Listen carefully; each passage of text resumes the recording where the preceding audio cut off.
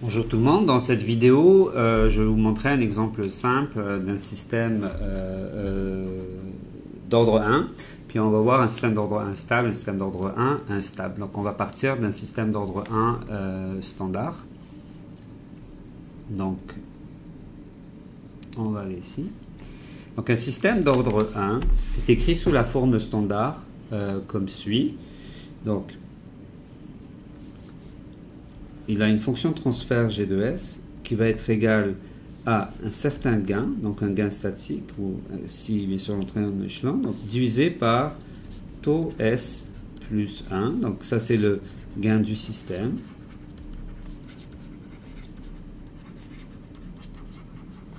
Et ça c'est la constante de temps.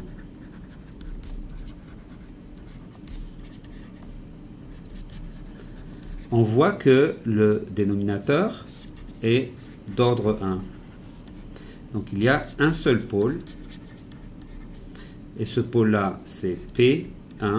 Et c'est égal à moins 1 sur taux. OK? Donc voyez-vous, on sait que pour l'ordre 1, le temps de réponse du système, c'est à 2% par exemple. C'est à peu près c'est 4 taux.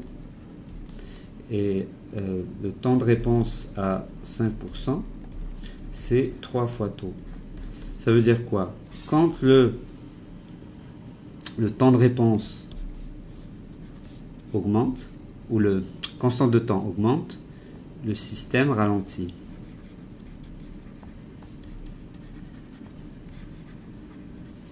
Vu que le temps de réponse, qui est la vitesse du système, est en fonction directe de la constante de temps. Ça aussi, si on a P1 égale moins 1 sur taux, ça veut dire que pour une constante de temps positive, ben, vous avez un pôle négatif, et pour une constante de temps négative, ben, vous allez avoir un pôle positif qui est instable. Ici, on ne peut pas avoir de pôle complexe parce que c'est un ordre 1. Okay? Donc, l'exemple que je vais faire maintenant, je vais choisir K égale 1, et je vais faire les deux exemples où vous avez 1 sur S plus 2. OK?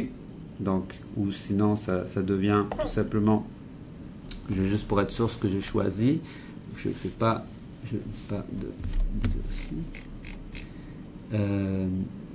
j'ai pris taux égale 2, pardon, donc c'est taux S plus, c'est 2S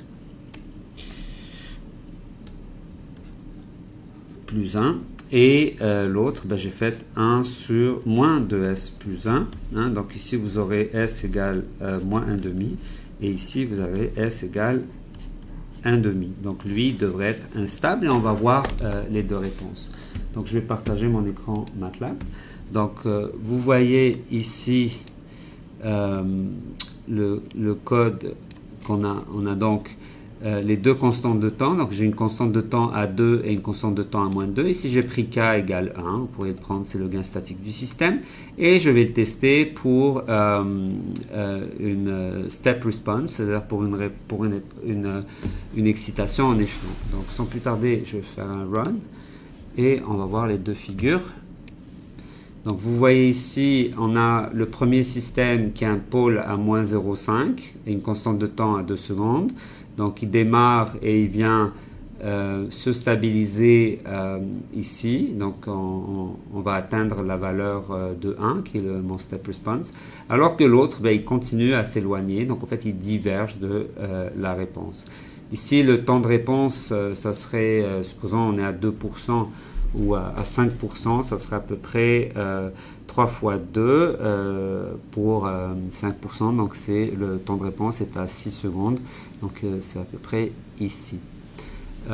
Donc c'est à peu près tout. Donc on a vu aussi ici les deux exemples d'un ordre 1, un ordre 1 stable, un ordre 1 instable, et à quoi ça ressemble une fois qu'on a notre réponse temporelle. Merci.